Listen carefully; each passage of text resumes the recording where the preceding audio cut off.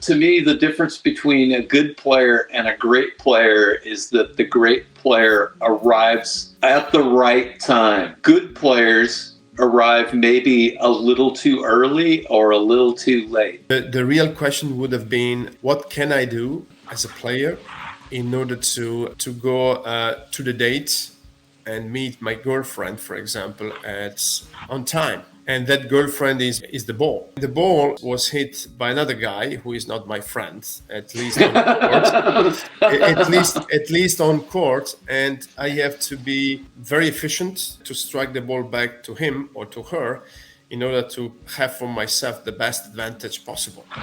And sometimes that advantage is not an advantage effectively, but it's something that I have to invent from a defensive position. So what makes the difference? Your body and your brain. Imagine you have to run for the ball, to go to the ball, and you have to use like 5 or 6 steps. So they might either be a pivot step, for example, or crossover step. So I don't want to exaggerate with these names. Then shuffle steps, and then you have to turn your shoulders at the very beginning, last like 3-4 milliseconds, and then you have to store energy, and then you have to read the ball, and then you have to understand what you have to do. Fortunately, everything is more or less automatic in most of the cases, but actually being set the best way possible, having the control of your core, so of your center of mass, in other way to be said, foundation, and then core stability and the stability of your head makes possible that you can strike the ball the best way possible. You know, I love 99% of what you just said. My only quibble is with the word set. I don't know that we ever want to become set, so to speak. Maybe elastic would be a better way to, because we want to be dynamically moving so that all of the energy can return. It's usable. But once we have inertia, then we have to overcome inertia. And there's going to be some energy lost there. I wanted to say, probably I didn't choose the right word, but it's okay. Right. You're perfectly right. Set for me means everything.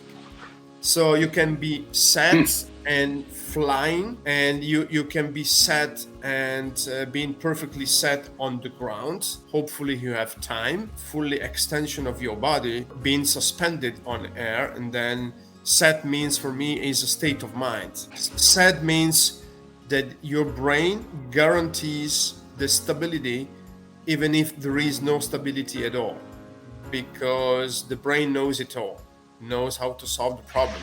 And set doesn't mean that you have to have your feet on the ground. You can even be fully extended, like flying, like a dancer. The brain knows how to solve. You have something in your hand which is very, very, very specific. Another tool coming to you, which is the ball. You have to take out something from the entire situation that you cannot think. So much better if you have your hard disk is full with good files. I would say a best practice is to, and this could be done with, I don't even have to explain the context of this, because at any time a coach can ask a player, were you ideally on balance for that shot? And so then the player should be able to grade that, maybe on a scale of 1 to 10 or 1 to 5 or whatever. The next question would be, what was it that had you perfectly in balance, or close to ideally balanced, or not?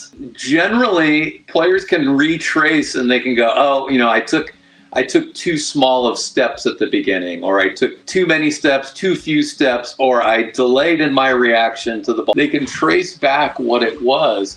And sometimes when they can't, then the coach can help them to understand what it was. Where was the breakdown in that system of getting them into nearly ideal position? How about if we stop and say, here are some takeaways from this time? Yeah, first of all, you can learn how to move according to specific skills, trying to counter another player. A fantastic opportunity for you to use balance and coordination to develop your weapons, to develop strategic and tactical skills, develop technique. Balance is key. And secondarily, so the analysis of balance starts from the feet to follow the kinetic chain and to follow how much it's influenced third, let's say, bullet point from our session.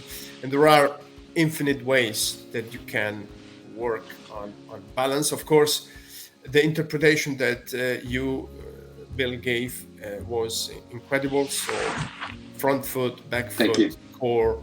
So yeah.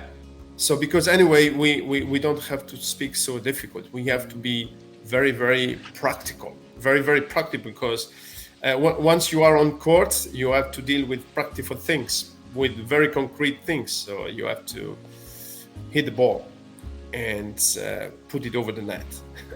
And if it's possible that it bounces in.